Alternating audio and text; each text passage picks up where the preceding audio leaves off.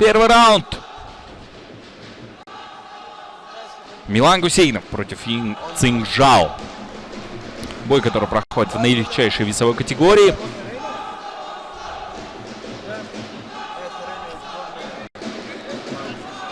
Что ж, старт дан. Гусейнов в синих шортах. Цинжао в красных. Не идут в атаку бойцы сразу со старта. Очень аккуратно начинают. Хай-киком. Гусейнов отгоняет оппонента. Пробует лоу-кик. Разряжается двоечкой. И теперь готовы зарубиться. Пан Гусейнов. Ну и Цинжао инициирует борьбу. Все-таки есть проход в одну ногу.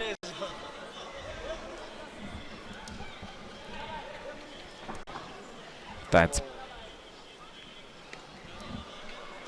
Қытайлық жауынгердің ұмтылысын әзірге Гусейнов өте сауатты қорғанысымен тосқауылдап тұр. Дегенмен позициялық тұрғыда бұл белдесу Цинжаоға қаншалықты оңтайлы болады. Матчта Гусейновтың қақпанына түскен қытайлық жауынгер енді шығып кете алады ма? Ал Гусейнов барлығы өте жоғарғы деңгейде әдемі орындап жатқандығын көруге болады. Мына тұста қытайлықтың мойнына Гусейновтың осы қысымынан шығып кететін болса, шындығында өте бір біліктіліктің жақсы бір деңгейі шығар. Үлгерді, шығарды. Гусейнов қанша дегенмен де ұстап тұра алмады осы бір жақсы мүмкіндігін. Ал енді қазір Цинжао қысымды күшейтуде. Қарсыласының ішіне қарай бірнеше мәрте соққысын жасады. Шынтақпен де шабуылдап көруге ниеті бар сияқты. Ну что, если ты в первые 30 секунд не можешь выбраться снизу, то, соответственно, и дальше все твои попытки могут оказаться тщетными. Вот и Милан Гусейнов скорее вяжет пока руки оппоненту, не дает им возможности работать по корпусу, в целом наносить удары.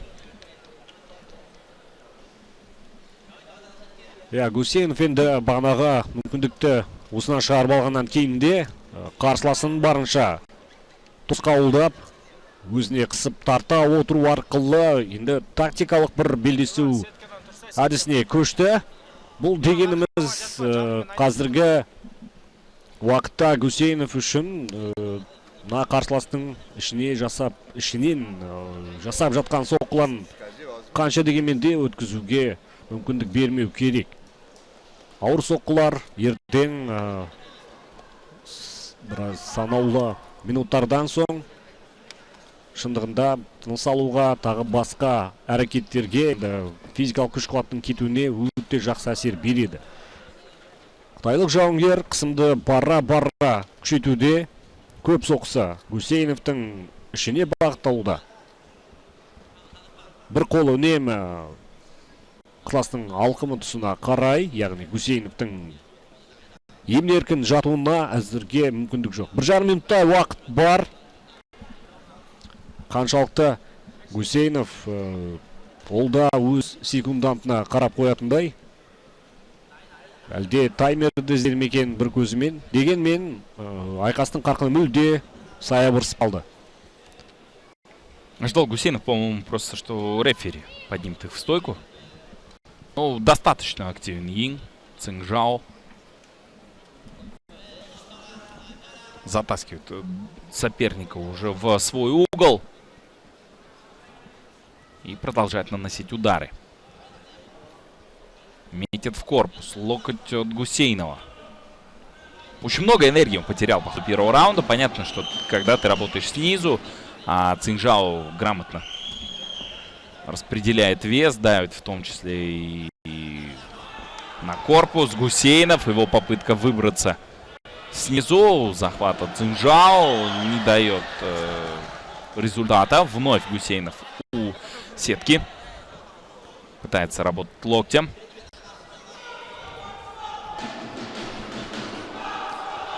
Раундтың бітуіне санаулы ғана секундтар қалды. Дегенмен қазір қытайлық жауынгер бұл раундты толыққанды өз бақылауында ұстады. Тіпті раунд соңына қарай ашу ызаға беріліп кетті ме?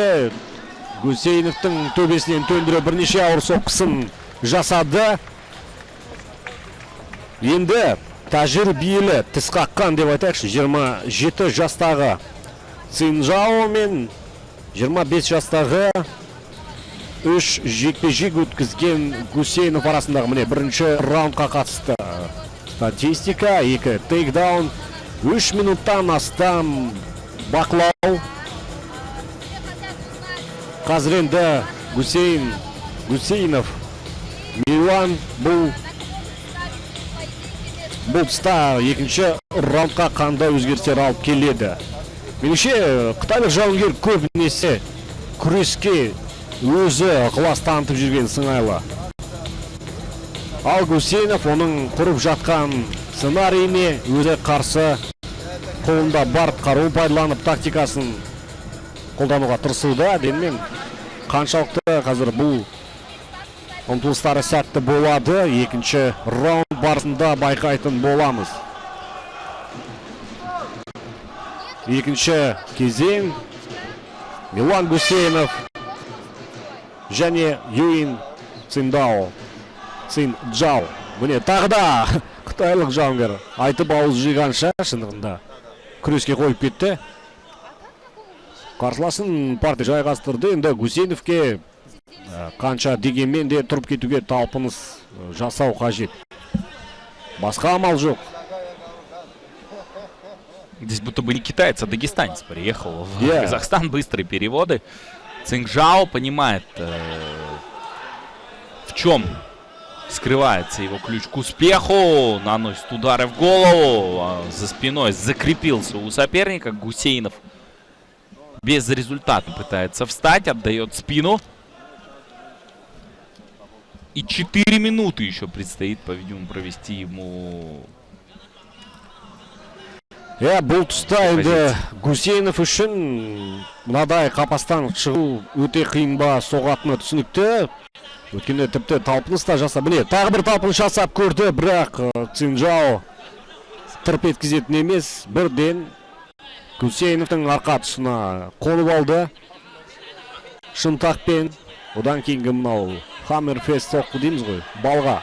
Әдісі енді барлық 5 қаруының қайсысы бар, соның барлығын. Енді екі қолмен алма кезек, жаңбырдай жаудырған соққылар Гусейновке амал жоқ, басын бұғып. Тағы бір тұруға талпыныс жасауға итермелеп жатыр.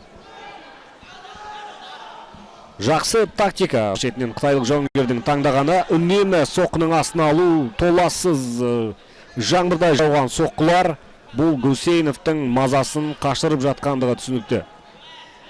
Ал енді Қазақстанды жауынгер қандай міне тұста біраз тепе-теңдігін жоғалтып алған сияқты, аздап есеңгіреп мынандай соққылардан кейін. Қазір Гусейнов басын бұққан қалпы. Енді қытайлық жауынгер шынтақты іске қосты бірнеше мәрте.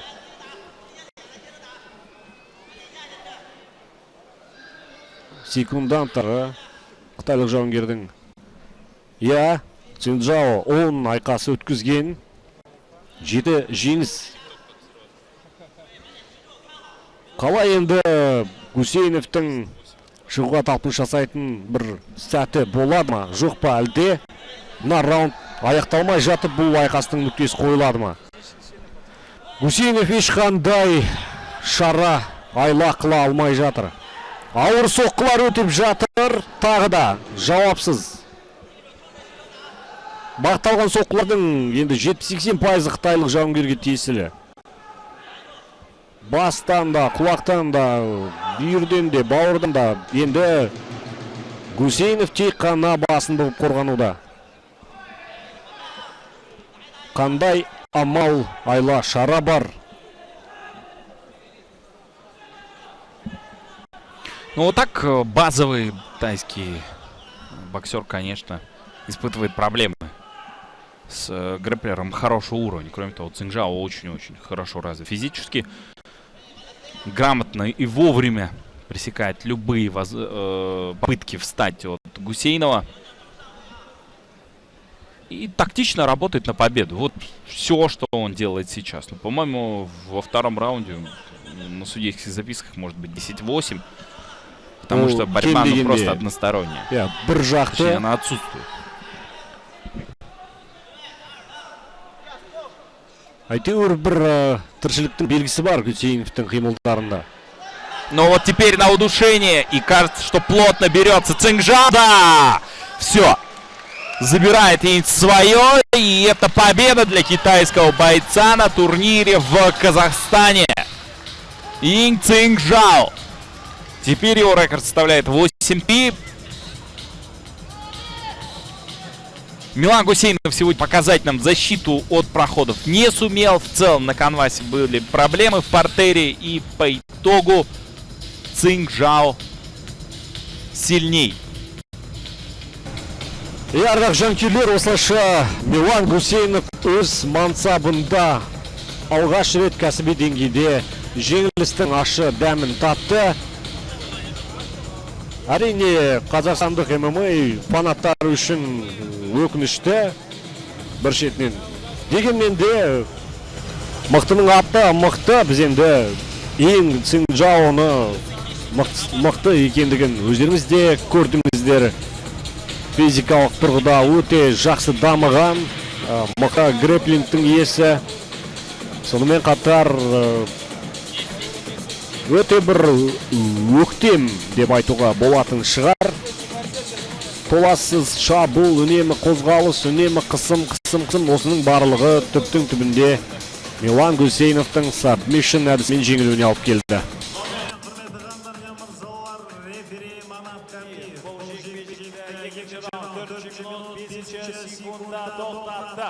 Сабмишнмен жеңіске жеткен алаңда қызыл бұрыша Инь Ся